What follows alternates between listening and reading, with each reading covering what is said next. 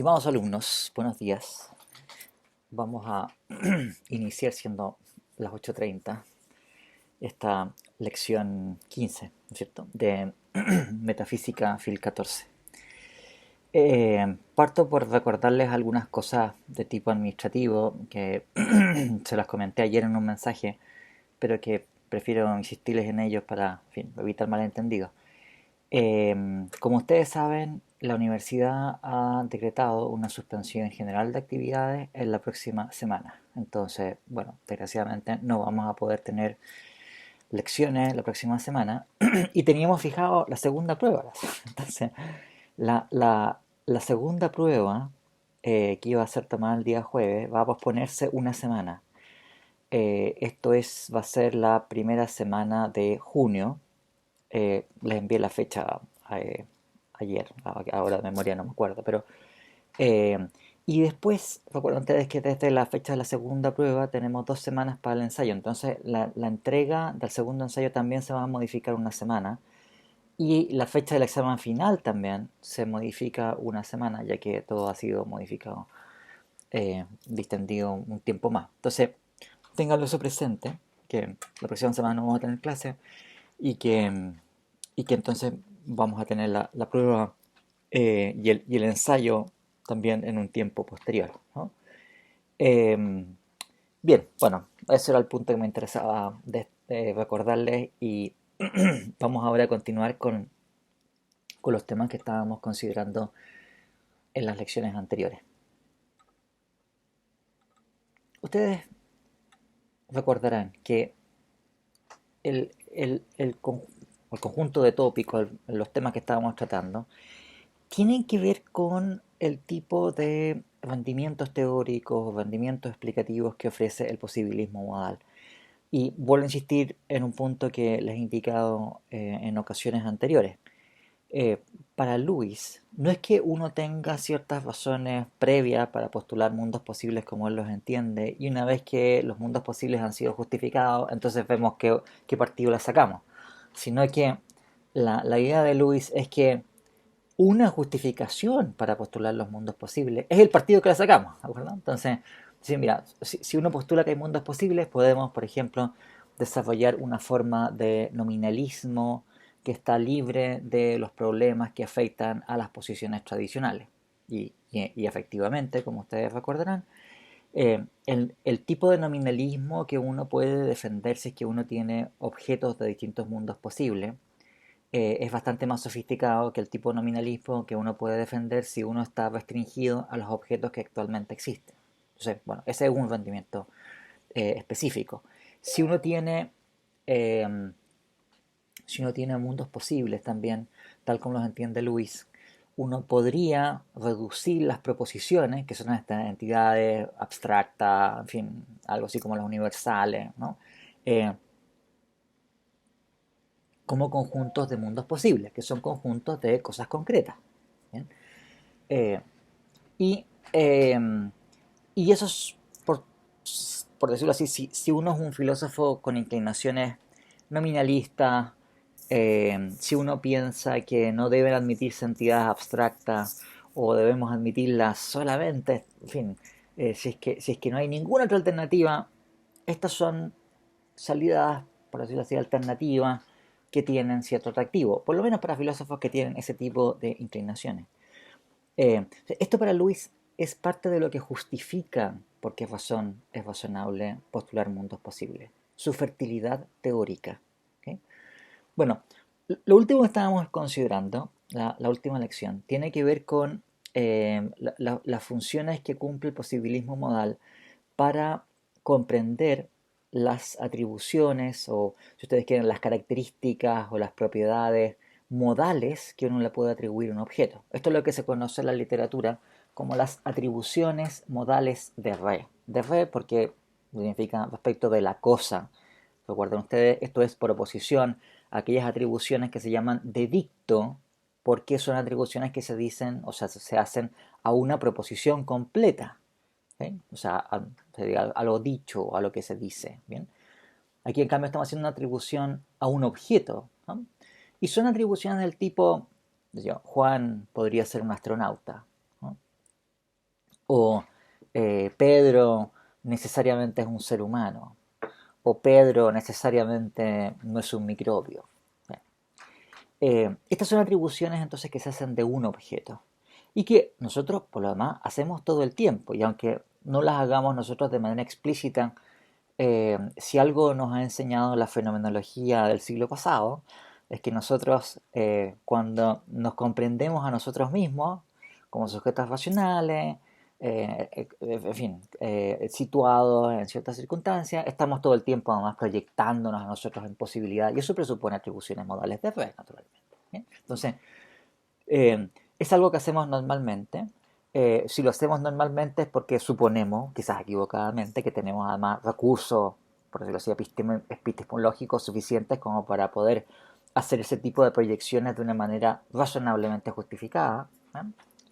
Y, eh, y hay ciertos presupuestos que tienen esas prácticas que nosotros estamos haciendo todo el tiempo.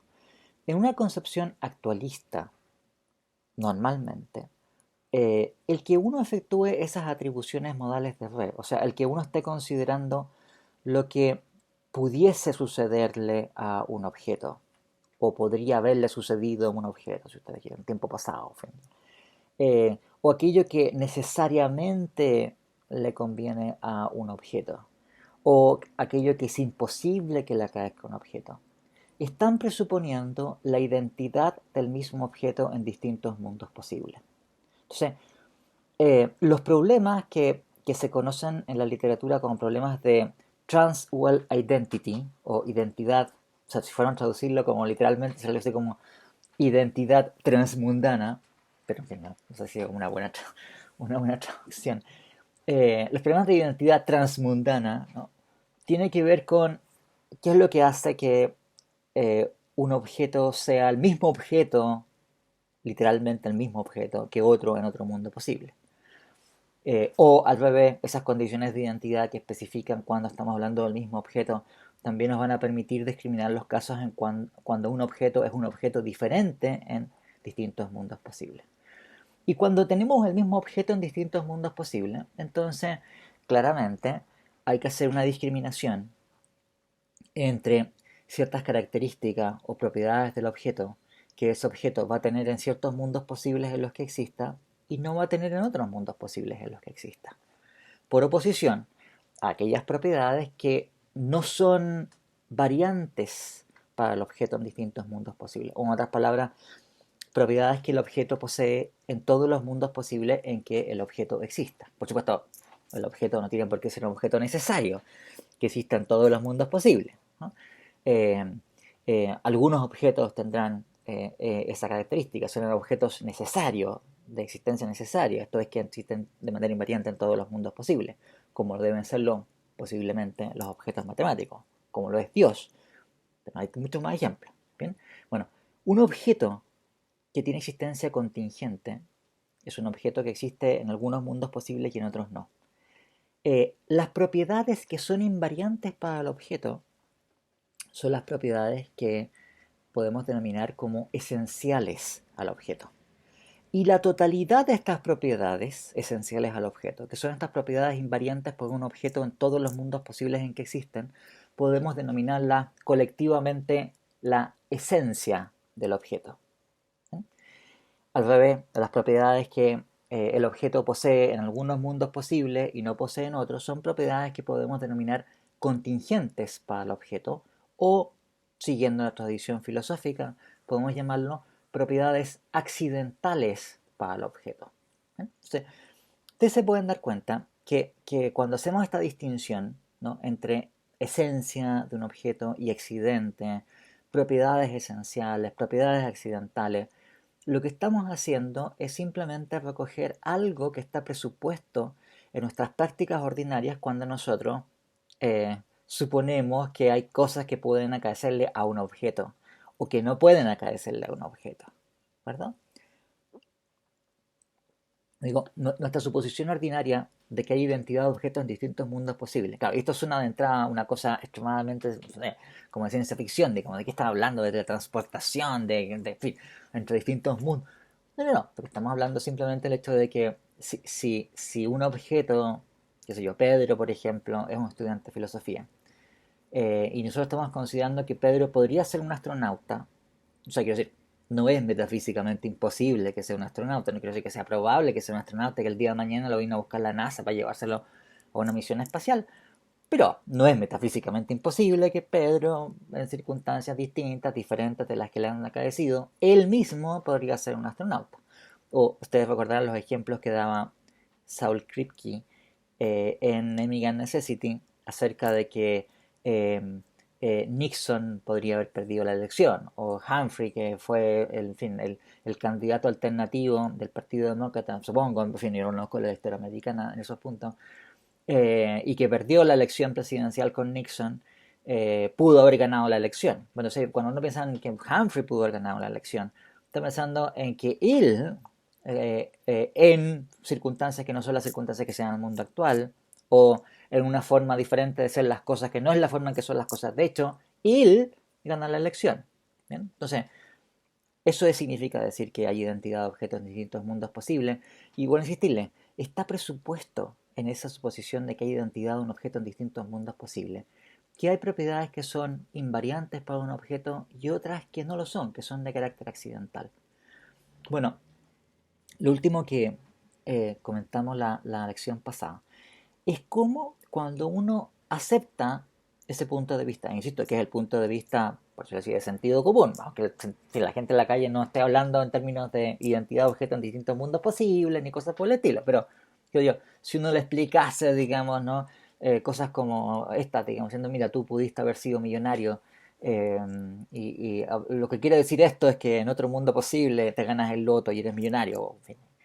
Eh, cuando uno considera esto, entonces eh, surgen ciertas dificultades que fueron puestas de relieve un poco antes de que Lewis publicara este artículo en donde presenta esta semántica de contrapartida, que se llama este artículo Counterpart Theory and Quantified Modal Logic, del año 68.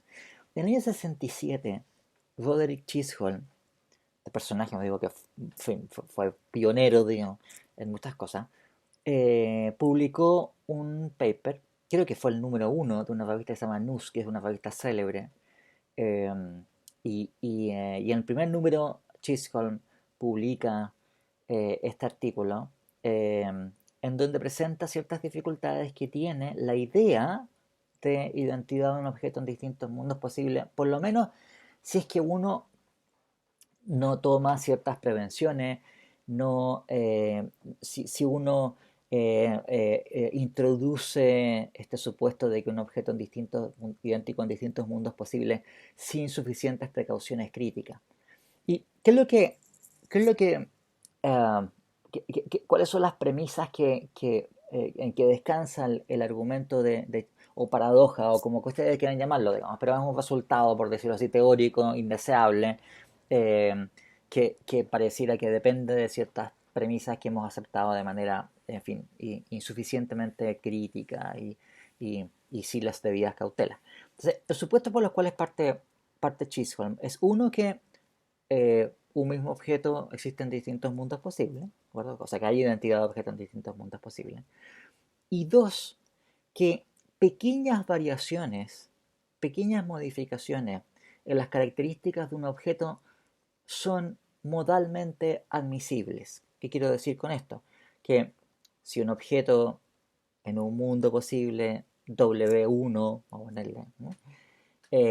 Tiene un conjunto de características que puede ser muchísimas, digamos, porque son todas las cosas que le pasan a ese sujeto, en fin, durante toda su vida, desde que, en fin, comienza a existir hasta que muere, y le pasan muchas cosas, digamos, ¿no? Entonces son muchísimas cosas que le suceden, hay muchísimas propiedades que ese objeto tiene, hay muchísimas relaciones en las que el objeto entra en cada instante de tiempo y deja de entrar en cada instante de tiempo, etcétera. Pero se dan un conjunto de propiedades que tiene ese objeto. La idea sería, si tenemos un mundo posible 2 en donde hay un individuo que tiene muy poquitas diferencias respecto de las cosas que le suceden a ese objeto en W1, entonces es el mismo objeto. Cosa que de entrada parece razonable, en el sentido de decir, mira, si yo estoy considerando una variación que es muy chiquitita, eso debería ser metafísicamente posible, ¿de acuerdo? O sea, qué sé yo, si tengo una persona, Pedro, que tiene un número de pelos en la cabeza, entonces uno diría, bueno, y si Pedro tuviese un pelo más en la cabeza, ¿seguiría siendo Pedro? Bueno, diga, sí, o sea, el hecho de que una persona tenga un pelo más en la cabeza no va a hacer ninguna diferencia en cuanto a si es o no la misma persona. O si me dijera, bueno, y Pedro mide exactamente 1,74 m. Ya vi, y si midiese 1,74, 0,0000001, ¿seguiría siendo Pedro? Dije, mira, o sea, una, no sé, millonésima de centímetro más de estatura o menos de estatura no debería hacer ninguna diferencia acerca de que Pedro existe o no existe. Parece ser una diferencia meramente accidental en Pedro y no, eso no debería ejercer ninguna variación. Claro, es distinto si te digo, bueno, Pedro podría convertirse en un huevo frito. No, viejo, claramente me parece, en fin, pero eso es una modificación enorme, digamos, ¿no? O Pedro podría ser un gigante que mide, ahí uno ya, en fin. Pero si son variaciones pequeñas, esas cosas intuitivamente parecen aceptables, ¿de acuerdo? Eh, entonces, ¿cuál es el ejemplo que coloca Chelco? Coloca dos sujetos que están separados en el tiempo. Voy a colocarle un ejemplo, en fin, históricamente más cercano a ustedes. Supongamos que tenemos dos personajes históricos muy conocidos, ¿ya? Napoleón Bonaparte, que vivía a fines del siglo XVIII y primera mitad del siglo XIX, y que hace todas las cosas que ustedes saben que hizo, digamos, ¿no?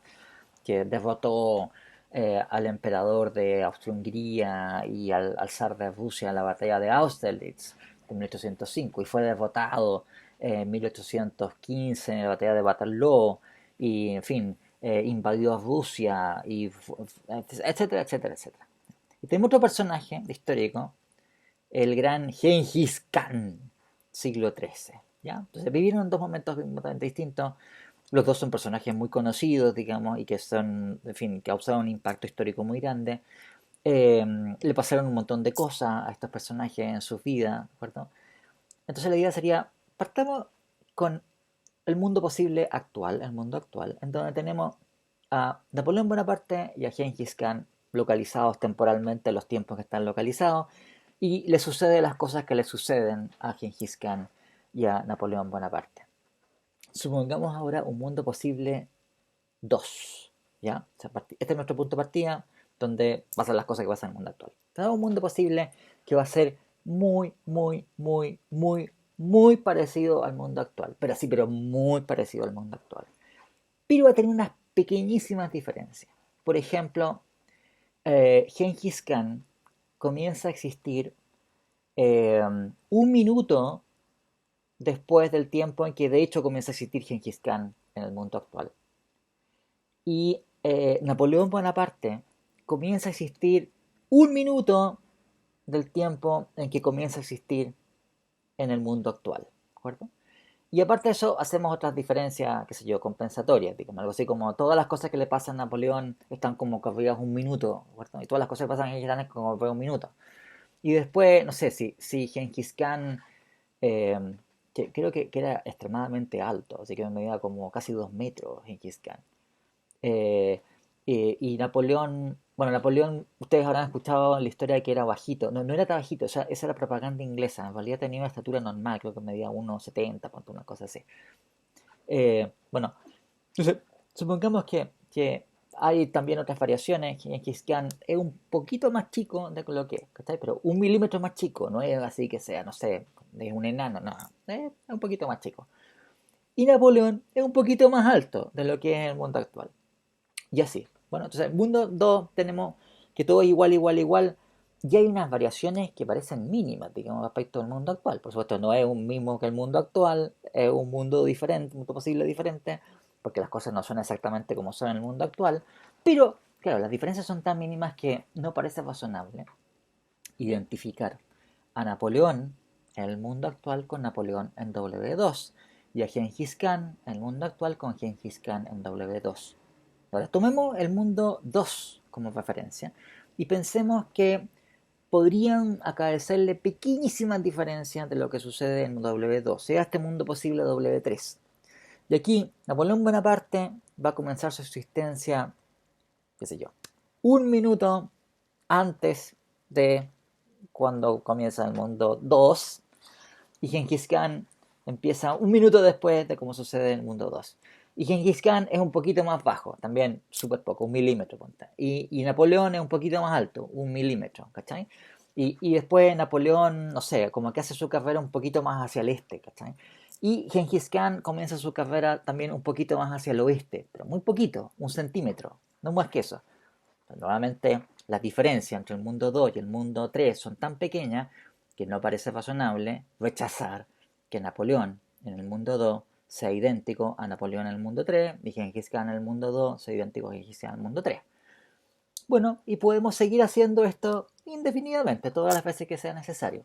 Tenemos mundo posible 3 con ciertas características y ahora vamos a tener un mundo posible 4 que va a tener variaciones muy pequeñas respecto de las circunstancias que acaecen en W3. Y vamos a nuevamente llegar a la misma conclusión. Napoleón en W4 es idéntico a Napoleón en W3, Genghis Khan en W4 es idéntico a Genghis Khan en W3. Y hoy tenemos el mundo 4 y pensamos en pequeñas variaciones respecto a W4, tenemos W5 y sucede lo mismo. Supongan ustedes que nosotros proseguimos con esto todas las veces que sea necesario, hasta que la acumulación de pequeñas modificaciones, que ven ustedes cada una de las cuales respecto del mundo que es inmediatamente anterior, no parece imponernos el que debamos decir que el individuo en el mundo posible N sea diferente del individuo, que si yo, Genghis Khan o Napoleón, en el mundo posible WN-1. ¿No? Pero la cuestión es que la acumulación de pequeñas diferencias hace una gran diferencia, ¿de acuerdo? Entonces, si uno tiene variaciones de 1 milímetro, son poquitas la diferencia de 1 milímetro, pero 1000 veces en que hay una diferencia de 1 milímetro hace una diferencia de 1 metro, ¿de acuerdo? Y eso sí es una gran diferencia. Entonces, la idea de Chisholm es que mediante este procedimiento en donde uno está haciendo solamente pequeñas variaciones entre distintos mundos posibles, se acumulan entre sí. Y al final de, pueden ser millones de, en fin, pasos en esto, naturalmente, nos podemos encontrar con que vamos a tener un mundo posible n, el número que sea, ¿no? En que hemos hecho este paso entre un mundo posible a otro. En donde, como digo, la diferencia entre uno y otro es muy chica, de manera que no parece razonable negar que se trata del mismo objeto. Pues nos vamos a encontrar con que, y esto es por supuesto el problema que surge aquí, con un mundo posible, WN, en donde Genghis Khan vive a fines del siglo XVIII y comienzo del siglo XIX. Sus papás le pusieron Napoleón cuando nació. Nació en Córcega y no en las estepas asiáticas. Fue un gran general francés. Ganó la batalla de Austerlitz. Fue derrotado en Waterloo. Hizo la campaña de Rusia, y etcétera, ¿no? Y Genghis Khan, perdón, es idéntico a un individuo, perdón, es Genghis Khan, no. Y Napoleón Bonaparte es idéntico a un individuo a cuyos papás le pusieron, bueno, los papás le pusieron Timuzkin, no se llama le pusieron quién después, ¿no? Un individuo que nació en la estepa asiática, que unificó las tribus mongolas, que conquistó la China, que hizo pedazos a Samarcanda, y que, en fin, etcétera, en el siglo XIII. ¿No? Y le decían Genghis Khan. ¿De acuerdo? Ahora, eh, la situación que tenemos finalmente, después de todos estos pasos que son, como digo, cada uno de ellos chiquititos y son intuitivamente aceptables, es que vamos a tener que eh, el individuo que en el mundo uno tiene ciertas características no debería ser identificado con el individuo que tiene esas mismas características en el mundo WN, sino que con otro completamente diferente. Y el individuo que en el mundo actual tiene ciertas características no debería ser identificado con el individuo que tiene esas características en otro mundo, sino que con otro que tiene características completamente diferentes. O sea, la situación en la cual nos encontramos, es que suponemos que hay identidad entre mundos posibles y pequeñas variaciones son admisibles, pero sin más restricciones, es que dos mundos posibles, que son cualitativamente idénticos, porque las cosas que pasan ahí son las mismas, sin embargo, Napoleón Bonaparte en W1 es idéntico a Genghis Khan en WN y Genghis Khan en W1 en el mundo actual es idéntico a Napoleón Bonaparte en WN. lo cual, por supuesto, que resulta... O sea, vean ustedes también que esto de aquí lo podemos hacer casi con cualquier cosa. Entonces, al final, el resultado al cual uno llegaría es que cualquier cosa puede identificarse con cualquier otra, eh, lo cual también es, bien, un resultado teóricamente indeseable. ¿Bien? Ahora, ¿qué es lo que uno puede hacer respecto a este tipo de problemas? ¿No? O sea, este es el problema que plantea Chisholm y, y entonces uno aquí puede adoptar dos tipos de solución o hay dos actitudes que uno puede adoptar en principio frente a un problema de este estilo. Una de ellas es la actitud que ha adoptado el grueso de los filósofos actualistas, que es decir, ok, entonces lo que esto indica es que cuál sea la esencia de un objeto es una cuestión que no es trivial y esto, por decirlo así, no es una cuestión que uno va a poder resolver simplemente diciendo que pequeñas variaciones son admisibles y grandes variaciones no, porque si es así nos va a quedar la escoba, ¿no?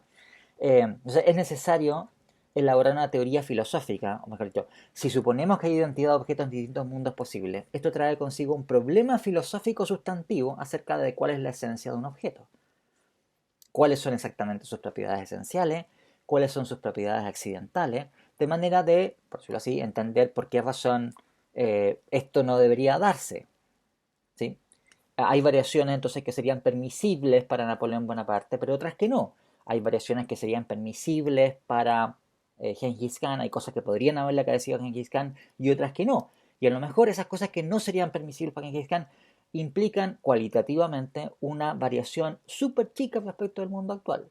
Pero no importa, tenemos que, aunque eso suene contraintuitivo, tenemos que sostenerla porque, como digo, el problema de cuál es la esencia de un objeto es un problema ontológicamente sustantivo. ¿Cuál es la otra solución? La otra alternativa. Y esto es lo que propone Lewis en este paper, que bueno, es muy cercano al planteamiento de este problema. Y que cuando fue presentado por David Lewis, no aparece en ese texto expresamente esta idea de mundos posibles como entidades de la misma naturaleza que el mundo actual. Claro, hay trabajos cercanos. 71, por ejemplo, tiene un trabajo sobre el famoso argumento de San Anselmo, en donde ya propone esta idea de que el mundo actual, la noción de actualidad es una noción de indexical. Claro, cuando con posterioridad se desarrolla esta ontología del mundo posible, la semántica de contrapartida es un elemento que viene a caer aquí como de cajón, digamos, porque ningún objeto existe en más de un único mundo posible. Por tanto, la única forma de asignarle condiciones de verdad a las atribuciones modales de R es vía contrapartida, si es que no se van a trivializar. Bueno, pero originalmente, cuando es propuesta por Lewis, Lewis propone una manera mucho más económica, diciendo, mira, eh, en vez de tener que eh, defender o desarrollar una teoría metafísica acerca de cuál es la esencia de un objeto, nosotros podemos, por decirlo así, legislar estas cuestiones de manera semántica sin tener que desarrollar esa teoría. Y eso es lo que ofrece la semántica de contrapartida. Ofrece una manera, por decirlo así, de tratar nuestras intuiciones de sentido común acerca de que Juan podría ser un astronauta o de que, qué sé yo, ¿no? En fin, de que Donald Trump pudo haber perdido la elección presidencial con Hillary Clinton, de que, no sé, digamos, ¿no? Eh, podría estallar una guerra en el sur de China, no sé, el mar del sur de la China. Eh, bueno, la idea es que estas cosas admiten ser tratadas eh, mediante esta reinterpretación filosófica. Ahora, noten ustedes que cuando Luis ofrece esta reinterpretación con contrapartida, está asumiendo que nuestro sentido común está equivocado, ¿de acuerdo? Nuestro sentido común es que el mismo objeto existe en distintos mundos posibles, y si uno va a asumir contrapartida, está diciendo, mira, en realidad, eh, cuando la gente hace esas suposiciones, está equivocada simplemente. Eso es folk metaphysics, o sea, metafísica folclórica, ¿no? Metafísica popular que, bien, hay que considerarla como ciertas intuiciones del vulgo, digamos, que no está suficientemente ilustrado, pero realmente las cosas no son así. Nosotros los metafísicos sí sabemos lo que está sucediendo y que en realidad ningún objeto es idéntico en más que un único mundo posible. Pero, pero permite reinterpretar, por decirlo así, las cosas que la gente ordinariamente, para el sentido común, está inclinada a decir sobre posibilidades alternativas, sin tener que desarrollar una teoría metafísica sustantiva. Entonces, ¿Cuál es la idea central? Que esas atribuciones modales son verdaderas porque podemos asignarle a un individuo contrapartidas. Esto es lo que algunos han traducido como correlato. En fin, yo prefiero traducirlo como contrapartida, en inglés counterpart. Un individuo tiene contrapartidas en otros mundos posibles, que son individuos que son suficientemente semejantes en aquellos aspectos que sean relevantes para efectuar la comparación. Por tanto, cuando estamos enunciando nosotros que Juan podría ser astronauta, no es que Juan, el mismo en otro mundo posible, es astronauta, porque Juan solamente vista en nuestro mundo. Lo que queremos decir simplemente es que en otros mundos posibles hay, por lo menos en algún mundo posible, por eso que es posible que, ¿bien? Al menos en uno de esos mundos posibles, hay un individuo que es suficientemente parecido a Juan en los aspectos que sean relevantes y que es astronauta. ¿Bien? Cuando queremos decir que Pedro es necesariamente un ser humano, lo que queremos decir es que todas las contrapartidas de Pedro en todos los puntos posibles son seres humanos. Cuando queremos decir que Pedro es, o que es imposible que Pedro sea un coronavirus, lo que queremos decir es que en ningún mundo posible algo es una contrapartida de Pedro siendo un coronavirus en ese mundo posible. ¿Sí? Entonces, lo que estamos haciendo es reinterpretar, como digo, nuestras intuiciones y lo que estamos inclinados a decir nosotros ordinariamente como enunciados acerca de contrapartidas que son objetos que son suficientemente semejantes en los aspectos que sean relevantes. Ahora, la pregunta que ustedes estarán haciendo a esta altura diciendo, bueno, pero a ver, ¿qué es lo que cuenta como suficientemente semejante? Eso parece una cosa un poco vaga, digamos, una cosa un poco, en fin, vaporosa, que va a variar de contexto en contexto, que en ciertos contextos lo que nos va a importar para una contrapartida es que, no sé, coincidan ciertas propiedades una en otra, y a lo mejor en otro contexto ese tipo de evaluaciones no van a ser las mismas, no vamos a estar considerando las mismas propiedades como aquellas relevantes para determinar la semejanza. Y la respuesta de Lewis es que decir, en efecto, así es. Que sea una contrapartida de un objeto es una cosa que depende del contexto de evaluación, que adolece de cierta vaguedad. Y así es, pues, ¿sí? Y por tanto, las atribuciones modales que le hagamos, o sea, lo que es metafísicamente posible para un individuo o aquello que es metafísicamente necesario, luego la esencia de un objeto es algo que va a estar, por decirlo así, infectado de la misma vaguedad, de la misma relatividad a un contexto. Entonces, por decirlo así, el hecho de que, no sé, Pedro sea necesariamente un ser humano, tiene que ver con ciertos contextos de evaluación en donde estamos tratando este enunciado, de manera que para las cosas que son relevantes en ese contexto, ninguna contrapartida de Pedro no es ninguna contrapartida de Pedro, eh, perdón, todas las contrapartidas de Pedro son seres humanos. eh, o si decimos que Pedro es necesariamente algo que no es un cocodrilo, es que en ese contexto ninguna contrapartida de Pedro va a ser un cocodrilo. Pero es eso, no hay ninguna cosa ontológicamente seria en la esencia de un objeto. Y correlativamente a las propiedades accidentales. Se ven ustedes también el contraste enorme que hay con una concepción actualista en donde las propiedades de un objeto, que son esenciales, es algo ontológicamente muy serio, ¿no? Es un problema ontológicamente sustantivo.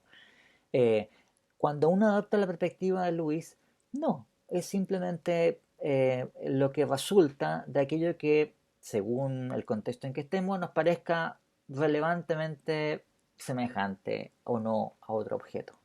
Entonces, por ejemplo, si queremos considerar cosas como, a ver, Napoleón pudo haber sido eh, marsellés en vez de corso, o sea, pudo haber nacido en Marsella en vez de haber nacido en Córcega.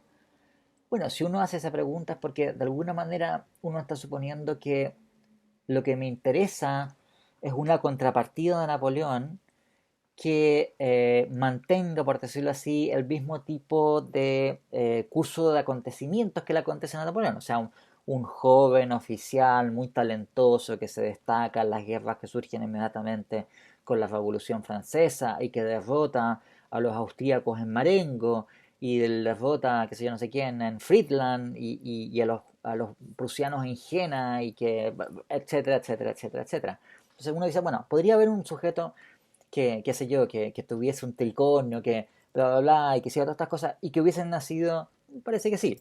¿Bien? Entonces es metafísicamente posible. O si decimos, a ver, Napoleón pudo haberse dedicado a escribir novela. Dice, claro, naturalmente que un señor que es un gran novelista no va a ser un gran general. Entonces la idea es pensar, bueno, podría haber una contrapartida de Napoleón que no va a ser coincidente con Napoleón en cuanto a las propiedades que Napoleón tiene al ganar tales batallas, sino que, por ejemplo, tiene orígenes semejantes a los orígenes de Napoleón. Nació en Córcega, su papá le pusieron Napoleón, en fin. Y después de pasar unos años muy infelices en la academia militar, se retira para desarrollar una en fin, amplia carrera como literato y novelista. Eh, o algo de estilo. Nicolás, tú tenías una pregunta, ¿no es cierto? Sí, dale nomás, con el micrófono abierto. Nicolás,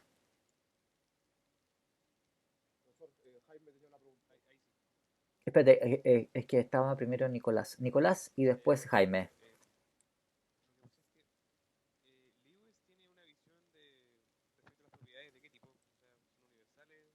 No, acuérdate de lo que vimos en lecciones anteriores. La posición de Luis es nominalista. O sea que cuando decimos que un objeto tiene cierta propiedad es porque es semejante a tales y cuales otros objetos.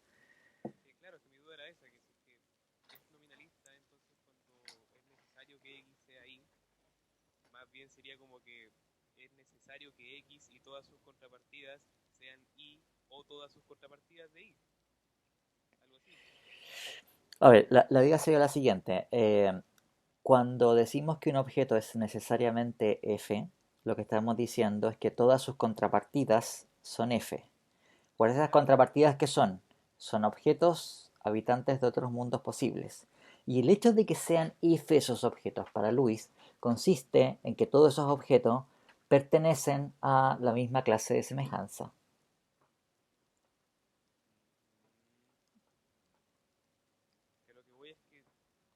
Ahora, es compatible, o sea, no sería incoherente que tú tuvieras una ontología tipo Lewis de mundos posibles, tuvieras una semántica contrapartida y tuvieras universales. ¿Está? Entonces, el hecho de que todos estos objetos sean F, bueno, no sé si sea más fácil o no, o sea, bien, yo creo que sí, porque me parece mucho más razonable postular universales, pero, pero por lo menos no sería incoherente. Ahora, la posición de Luis es una posición en donde él es nominalista y al mismo tiempo tiene contrapartida. Y, ¿está ahí? O sea, en el paquete de Luisiano esas cosas vienen, pero podría uno separarlas unas respecto a las otras. Una acotación sobre eso. Hay algunos filósofos actualistas que también adoptan la semántica de contrapartidas de Luis. Ya no es mucha gente, pero hay algunos. El ejemplo más característico es Theodor Sider. Este tipo es actualista, eh, pero cuando se trata de entender qué es lo que son las esencias de los objetos y qué sé yo, dice, no, contrapartidas nomás. Lo cual, entonces, eso le baja automáticamente la seriedad a la cuestión. Que está diciendo que es contrapartida, bueno, en fin. O sea, un problema, por decirlo así, contextual. ¿Cuál sea el esencia de un objeto? Un tema de, no sé, digamos, ¿no? ¿Qué tipo de factores son relevantes a evaluar en un contexto determinado en que tenemos ciertos intereses teóricos, podríamos tener otros, y que nos parecen que debemos mantener fijos? Pero es una cosa transable de contexto a contexto.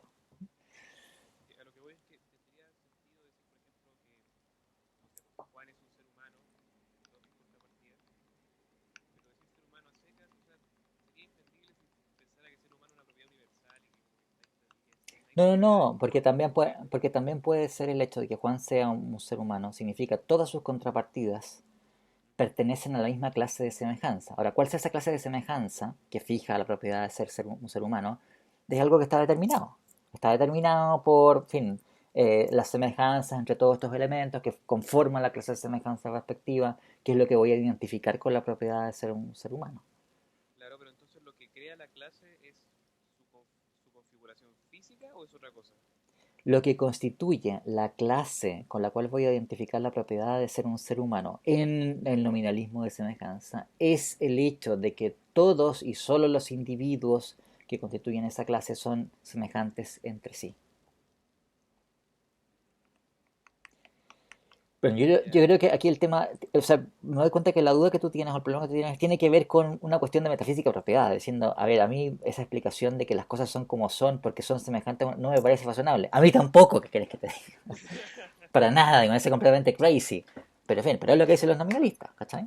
Y si tú le preguntas a Gonzalo Rodríguez Pereira, qué sé yo, te lo van a admitir, diciendo, sí, efectivamente esto es contraintuitivo, digamos, pero en fin, pero si uno quiere ser nominalista hay que comerse algo, ¿cachai? Tenéis que comértelo, ¿no? Tenéis que asumir que eso es contraintuitivo, va contra el sentido común, la gente piensa que esto, bueno, en fin, si el nominalismo es verdadero, esa gente está equivocada, digamos, eh, y, y, y, y para Luis, recuerda tú, en esto el espíritu que él tiene es, por decirlo así, hacer lo que su maestro Kwai no pudo hacer, pero ahora con el aparataje de los mundos posibles.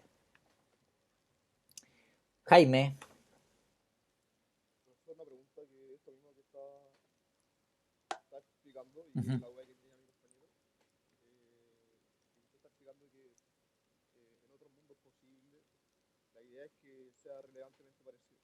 Sí. Entonces, mi pregunta es, ¿necesariamente tiene que ser en otro mundo posible? ¿Podría ser en este mundo? Si, por ejemplo, yo tengo una tía que es igual a la doctora Polo y que más encima es abogada. No me digas, es una contrapartida en este mundo. Mira, la verdad es que en la formulación estándar que da Lewis en Counterpart Theory and Quantified Modal Logic es una restricción teórica, o sea, lo impone, por decirlo así, como un principio de la teoría, que las contrapartidas no deben habitar el mismo mundo. Pero es un rasgo que es más o menos negociable. Y algunos filósofos, hay un filósofo en particular, una escocés que se llama John Divers, que en fin, tiene una teoría que él llama agnosticismo modal. Entonces tiene que es una especie como de Lewis, pero medio modificado. Entonces es como decir, bueno, en realidad voy a admitir todo lo que dice Lewis, pero voy a suponer que lo único que sabemos es que existe este mundo, no sabemos si existen los otros mundos posibles. Y vamos a tratar de replicar todas las cosas que se hacen en metafísica modal con la suposición de que hay un único mundo posible, que es el mundo actual. No sabemos si hay otro y tenemos que asignarle valores de verdad a los enunciados modales con esa base. Y lo que hace Divers, justamente, es que entonces para poder asignar valores de verdad a las atribuciones modales de fe, en donde decimos que, no sé, la doctora Apolo podría ser chilena, por ejemplo, es decir, bueno, eso es verdadero, ¿por qué? Porque tiene una contrapartida, ahora las contrapartidas no las buscamos en otros mundos posibles, sino en este mundo, y como tu tía es muy parecida, entonces tu tía cuenta como contrapartida a la doctora Apolo, y por eso entonces es metafísicamente posible que la doctora Apolo pueda ser chilena, ¿cachai?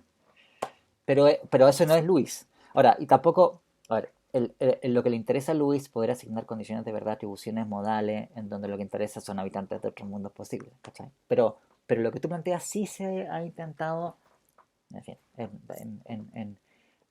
en cosas como estas, ¿no? No es muy frecuente, pero en realidad es una pieza que si tú la sacáis de la teoría tampoco es que, en fin, que sea incoherente ni nada por el estilo.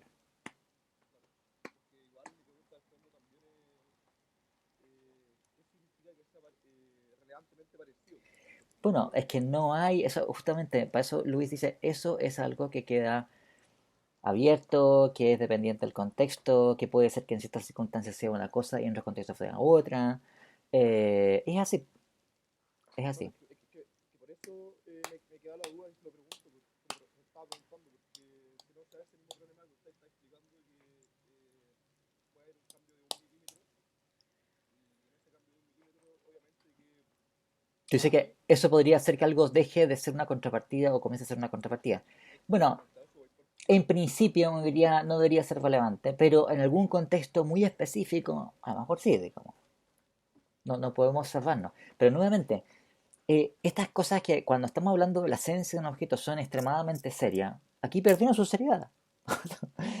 Porque claro, el que una cosa sea con no contrapartida, bueno, Sí, entonces se dice, mira, si hay un contexto posible en donde el que un objeto tenga 1 milímetro de más de estatura va a hacer una diferencia, bueno, a lo mejor sí, ¿qué importa? No es demasiado importante, ¿cachai? porque eso puede cambiar incluso, pues, no sé, sobre todo la nanotecnología y lo que trabajan en física y química con micropartículas y que incluso puede estallar. eh, No, o sea, perdona, si tienes razón, si yo estoy, voy a volver al tema, si yo tengo, no sé, digamos, una bacteria, ¿cachai? Y yo digo, bueno, si hay una vibración de 1 milímetro, también una bacteria, es una bestialidad, digamos, ¿no? O sea, es una bacteria que mide 1 milímetro más, es una bacteria gigante, digamos, ¿no? exactamente, ¿no? Entonces sería una bacteria monstruosa. Y sí, de acuerdo, efectivamente. Ahora yo decía, para el caso de una persona, pero incluso para el caso de una persona, a lo mejor estamos en un contexto especial que ahora no soy capaz de imaginarme en donde eso sería relevante. Pero, nuevamente, no tiene gran seriedad. Nicolás, Sí, ¿me escuchas? sí. Ya, o sea, en realidad son dos dudas. Estas son dos dudas que tenía así como de clases pasadas, pero creo que ahora decantaron bien en mi cerebro. Primero que usted dijo que en el fondo los diferentes mundos posibles eran como diferentes combinaciones de elementos que estuvieran en el nuestro, por así decirlo. Son así como todas las combinaciones posibles de los objetos individualmente, por decirlo de algún modo. Acuérdate tú que esa es una manera de ponerlo que no sería aceptable para Lewis, porque ningún objeto está en más que un único mundo posible. Lo que estoy diciendo es que hay mundos posibles, tal como los entiende Lewis, esto es como Claro, cosas grandes, que van a ser suficientes para que cualquier combinatoria de propiedades intrínsecas y relaciones externas puedan darse. claro. Entonces sería como que, Si algo así, mira, si hay un cuadrado, un objeto de forma cúbica que mide 1 metro, que está a la izquierda de una esfera perfecta de 10 centímetros, entonces podría existir el objeto con un cubo con esas características, pero sin que exista la esfera. O al revés, podría existir la esfera sin el cubo, y así, ¿cachai? Pero no es el mismo cubo, sino que sería un objeto que tendría las mismas características que este cubo, ¿cachai? Sería un cubo claro, perfecto, con tales dimensiones, etc. claro. Entonces es posible que haya mundos posibles donde hay, donde el universo es más chico, por así decirlo, Sí, claro. O sea, y para hay Luis, solo un objeto. sí, claro, no, para Luis eso no hay problema. O sea, podría haber mundos posibles que sean tamaño de un quark. Mundo chico Ya, nomás, y po. podría haber mundos posibles que fueran más grandes que el nuestro, o sea, Sí, absolutamente, que tuvieran más energía también. pero muchísimo más. Pero así, caleta más, ¿cachai? Tampoco hay ningún Ya, problema con eso. Y tú puedes decirme, pero es que a lo mejor se viola la ley de la naturaleza. Bueno, para Luis las leyes de la naturaleza son contingentes, ¿de acuerdo? O sea, también tienes mundos posibles con, no sé, donde la ley de gravitación universal, la gravitación es completamente distinta, ¿cachai? O no vale para el cuadrado de las distancias, sino que vale para el cubo de las distancias. Eh, y eso para Luis no hay ningún problema, porque las leyes naturales son contingentes, son meras regularidades. O sea, la explicación específica en Luis es un poco más elevada, son aquellos axiomas de aquella axiomatización de la descripción completa del mundo que consigue el mejor balance de fertilidad teórica y simplicidad. ya, pero entonces la definición no sería simplemente justo que la totalidad de los mundos posibles fueran la combinatoria de todas las combinatorias posibles de los objetos que no sean contradictorios. Claro, pero acuérdate que los objetos en cuestión no es el objeto, sino que son, por decirlo así, el tipo de objeto especificado por las propiedades que está instanciando. Ahora, si tú vas a Armstrong, por ejemplo, es literalmente así, es combinatoria de objetos, porque son objetos, ¿cachai? Ujú, Y universales. ujú. Bueno, vamos a quedar aquí, Nicolás, porque, en fin, vamos a seguir avanzando. Déjenme plantearles un último punto y con eso vamos a quedar la lección de hoy día, que es lo siguiente, ¿no? Las relaciones de ser contrapartida es una relación que ni es simétrica ni es transitiva. Ah, eh, para Luis es automáticamente reflexiva, pero no es una relación que satisfaga estos dos principios ni de simetría ni de transitividad. Entonces, ¿qué significa esto? Supongamos que tengo un objeto y buscamos su contrapartida en otro mundo posible. ¿Ya? Supongamos que, no sé, en fin, buscamos, si yo tengo a Pedro, por ejemplo, que es un ser humano, y voy a otro mundo posible, y ese mundo posible es un mundo posible que es un mundo posible, qué sé yo, muy desértico, ¿cachai? En fin, con muy pocos objetos, muy pocos seres vivos. Y eh, el ser vivo más parecido a Pedro es un cocodrilo, ¿cachai? Bueno, el mundo posible donde no hay seres humanos, no hay mamíferos, en fin, y hay algunos reptiles, y como el reptil como de tamaño más o menos parecido a Pedro, es un cocodrilo, ¿ya?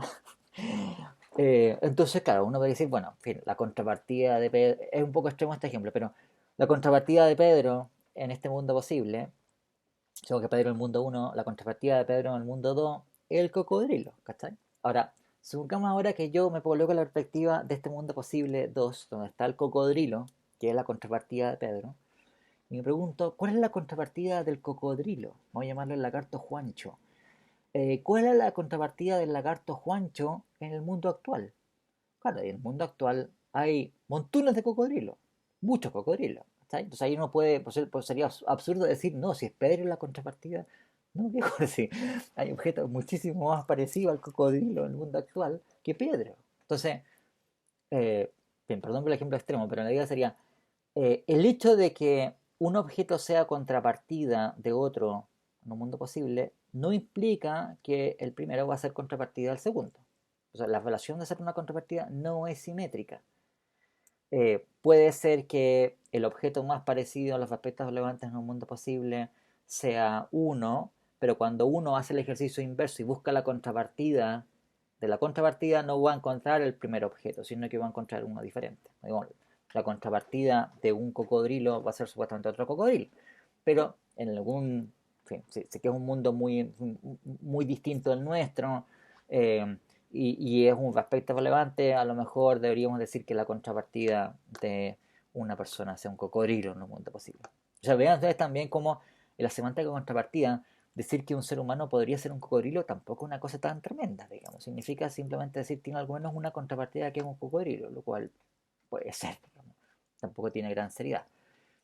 Eh, sí, las relaciones de ser una contrapartida no son simétricas. Segundo punto, tampoco son transitivas. Esto es, la contrapartida de mi contrapartida no es necesariamente mi contrapartida.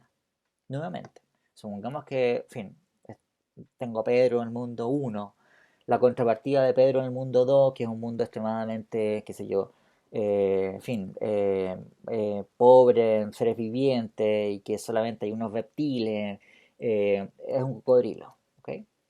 Y después me fijo en la contrapartida del cocodrilo, lagarto Juancho, en el mundo 2, en el mundo 3. Supongamos que el mundo 3 es un mundo donde hay seres humanos, cocodrilos y, en fin, dinosaurios, qué sé yo. Y aquí la contrapartida del lagarto Juancho va a ser un cocodrilo. Claro, pero si uno hace la comparación después entre Pedro y el mundo 3, bueno, no parece razonable que vamos a seleccionar como contrapartida de Pedro aquel individuo que fue seleccionado como contrapartida del lagarto Juancho en el mundo 2. Va a ser otro individuo, que se llama un ser humano, que es más o menos parecido, etc. Entonces, la relación de ser una contrapartida no es una relación transitiva. ¿Bien? Ahora, ¿por qué les hago estas observaciones? Porque vean ustedes, ¿se acuerdan de lo que hablábamos acerca de las relaciones de accesibilidad entre mundos posibles?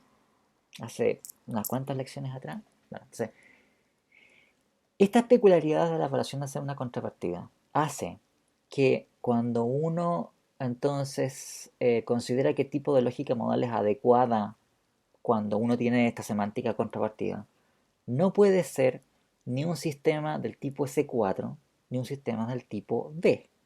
O sea, un sistema tipo T, pero no más fuerte que eso. Por supuesto no va a ser S5. ¿Eh? Eso debido a las peculiaridades de la relación de contrapartida. Entonces, por ejemplo, en S4 vale que si algo es posiblemente posible, entonces es posible. Bueno, eso no vale en semántica de contrapartida. ¿Okay?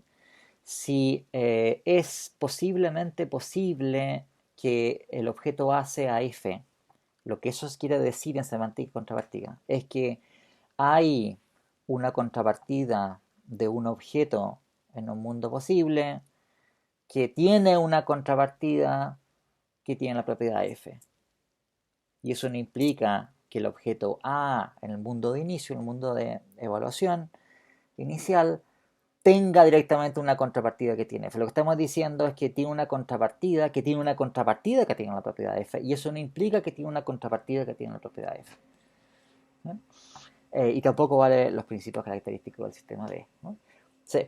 Ahora, ven ustedes que en este caso, esto que lo estoy diciendo es algo de lo cual Lewis está perfectamente consciente y lo dice de manera expresa en este paper Counterpart Theory and Quantified Modal Logic. Ven ustedes cómo entonces la decisión sobre la lógica modal correcta no es una cosa que uno hace, por decirlo así, en abstracto mirando las formulitas, sino que es algo que aquí se sigue de unas opciones metafísicas que estamos haciendo acerca de, en fin, qué es lo que determina las posibilidades metafísicas de un individuo, y lo hacemos en términos de contrapartida.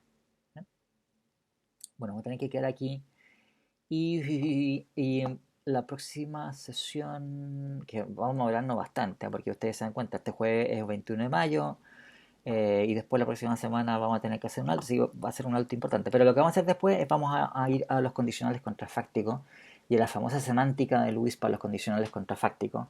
Entonces ustedes van a ver que hay ciertas cosas de espíritu que son parecidas a esto de la semántica de las contrapartidas. Bien, entonces no sé si tienen alguna pregunta final. Yo sí. Bien, Nicolás. Sí, dos cosas chicas. Primero, el ensayo, el segundo, ¿es de tema libre o nos va a dar un tema? No, mira, la idea es que el ensayo tenga que ver con los temas que hayamos estado viendo en las lecciones y con las lecturas. Entonces, debería ser de temas que más bien tengan que ver con metafísica modal. Más bien Sí, pero es conversable esto. Si tú me dices, mira, en realidad yo, en fin, me quedo pendiente, esto lo leí en las lecturas de Brian Gap, tengo uno de los capítulos y quiero, puede ser, digamos. O sea, si alguien que hace un ensayo sobre causalidad, por ejemplo, ok, puede ser sobre causalidad. Pero claro, si va a ser sobre metafísica, eh, ya estamos un poquito, sí, mejor va a hacerlo de un tema que no sea. Si, o sea, si tú estás pensando en hacerlo sobre el tema de realismo y antirrealismo, puede hacerse una cosa como, no sé, concepciones antirrealistas de la modalidad, por ejemplo. ¿Está bien? yeah. Bien, pregunta 1. Pregunta 2, Nicolás. Y así, pregunta dos, las otras dudas que tenía se las mando por mail o algo Sí, para que las pueda responder por profundidad, digo yo. sí, sí, sí, no hay problema. Ya, muchas gracias. Bien, entonces vamos a que... ¿quién dijo profesor? Pablo acá. Pablo, adelante. Yo tenía una duda del texto Esencia y Modalidad. Ya, Ese texto se hizo pensando en, en David Lewis y su teoría, ¿o no? sí, sí, sí. Todo esto que estamos diciendo aquí son cosas que tiene en cuenta Kit Fine directamente. Nunca Pero es nunca una... llegó. no, pero presupone, pero en un momento lo que está diciendo ahí Luis es diciendo, ahora, si usted fija, yo aquí cuando estaba hablando de la esencia de un objeto, le dije, bueno, podemos entender la esencia de un objeto como el conjunto de las propiedades que el objeto tiene en todos los mundos posibles en que existe. Y ese es el punto de vista que era asumido por Luis, por la gente que estaba contra Luis, por los actualistas. Era el punto de vista generalmente asumido sobre qué es lo que es la esencia. Así que las contrapartidas es algo que se está proponiendo aquí como una especie de alternativa a esa visión actualista estándar. Lo que hace Kit Fine es efectuar un refinamiento sobre esto. Puede decir, ok, pero no basta simplemente con que digamos la esencia está constituida con todas las propiedades que tiene un objeto en todos los mundos posibles que existe, porque esto no discrimina entre propiedades que son, por decirlo así, ontológicamente determinativas de qué es lo que es algo y otras que son, entre comillas, basura metafísica. ¿Cachai? O sea, si uno piensa simplemente que la esencia está constituida por todas las propiedades que son aquellas que son invariantes para un objeto en todos los mundos posibles en que existe, va a estar la esencia de todo objeto constituida por propiedades como, no sé, digamos, ser colocolino si uno es colocolino, o no ser un gato y no un gato, o no sé, digamos, ¿no? Ser un gato cósmico volador si uno es un gato cósmico volador. Y todas estas propiedades son propiedades que tendrán que tener todos los objetos, y sería parte de la esencia de los objetos. O dirá, ¿qué tiene que ver con lo que yo soy el ser un gato volador si uno es un gato volador? Ahora, por supuesto, es verdad decir de mí, de cualquier objeto, aunque sea un quark o un coronavirus, que si ese coronavirus, ¿cachai? Es un coronavirus, ¿cachai? Es una cuestión chica. Bueno, pero es verdad decir ese coronavirus, que si fuese un gato volador sería un gato volador. Pero eso parece estar especificando en nada. Entonces, la idea de Fine es decir, mira, tenemos nosotros que filtrar aquí las cosas que son verdaderamente, que están cumpliendo una función ontológica sustantiva para determinar la identidad de un objeto. Eso es la esencia propiamente tal. Nosotros podemos llamarlo la esencia consecuente o consecuencial. Pero ese es un punto de vista, esto que estamos viendo ahora son discusiones de los años 70. Lo que hace Fine es un artículo que publicó en los años 90. La perspectiva que hoy día es top sobre, o sea, la perspectiva, por decir, discutida, es lo que viene de Kit Fine en esos trabajos de los años 90. Pues sí tiene que ver, pero la verdad es que yo pensaba introducir esto un poco más tarde cuando veamos más directamente temas sobre esencia, Pablo. Pero tiene que ver con lo que estamos diciendo. Ya, perfecto. Vamos a continuar sobre eso, ¿no? Porque es importante. Bueno, señores, entonces, ahora sí vamos a quedar en este punto. Y mucho ánimo y mucha fuerza. Nos estaremos viendo. Hasta luego.